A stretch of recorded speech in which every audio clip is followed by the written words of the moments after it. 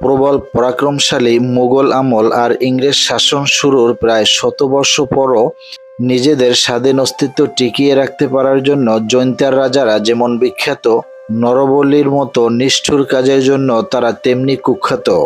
আজও সিলেট অঞ্চলে এ রাজ্যের রাজা বা রানীদের সম্পর্কে নানা গল্প শোনা যায়, যা রূপকথাকেও হার মানায়। রাজ্যটি একসময় বিস্তৃত ছিল। উত্তর দিকে ভারতের মেঘালয়, দক্ষিণে সিলেটের কানাইঘাট ও গোলাপগঞ্জ, পূর্বে কানাইঘাট জকিগঞ্জ এবং পশ্চিমে গোয়াইনঘাট ও সিলেট সদর উপজেলা পর্যন্ত। বর্তমান সিলেট জেলার জৈন্তাপুর উপজেলার নিসপাট ইউনিয়নে এ রাজ্যটির রাজধানী ছিল। বর্তমান রাজবাড়িটির আশপাশে এখনও ছড়িয়ে ছিটিয়ে আছে জৈন্তা রাজ্য ও রাজ পরিবারের অনেক স্মৃতি। ঠিক কবে জৈন্তার রাজাদের রাজত্ব শুরু হয়েছিল তা নিশ্চিত করে কোনো ঐতিহাসিক জানাতে পারেননি। তবে এ রাজ্যের অস্তিত্বের প্রমাণ পাওয়া যায় প্রাচীন মহাকাব্য ও পৌরাণিক কাহিনীতে। 7ম থেকে 8ম শতকে কামরূপ রাজ্যের অধীনে ছিল জৈন্তাপুর।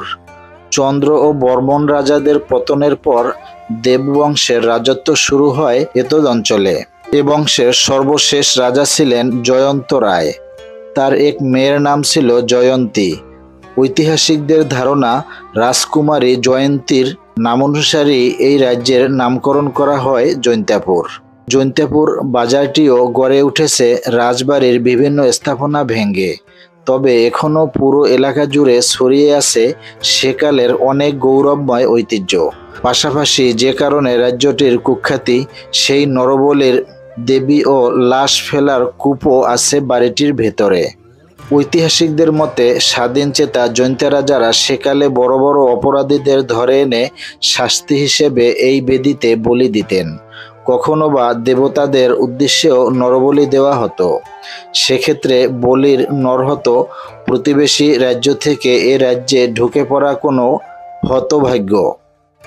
তেমনি এক বলির ঘটনায় রাজ্যটির 1000 বছরের স্বাধীন অস্তিত্ব বিলুপ্ত হয়েছিল 1832 সালে। 3 ব্রিটিশ বণিককে ধরে নিয়ে বলি দিয়েছিলেন তৎকালীন রাজা। ব্যাস, খেপে যায় ব্রিটিশরা। তারা দীর্ঘ পরিকল্পনা শেষে রাজ্যটি আক্রমণ করে। এক পর্যায়ে রাজ্যটির স্বাধীন সূর্য অস্তমিত হয়। রাজা পরিণত হন মাসিক 500 টাকা বেতনের এক সামান্য জমিদারে। রাজবাড়ির বাইরের উঁচু দেয়ালটি সেকালে ভারতের রাজস্থান থেকে আমদানি করা ইট দিয়ে তৈরি করা বলেও উল্লেখ করেছেন কোনো কোনো ঐতিহাসিক। তার গায়ে আঁকা তেজদীপ্ত এক তরুণের অসাধারণ চিত্রকর্ম এখনও তাদের স্বাধীনচেতা মনোভাবের ঐতিহ্য বহন করছে।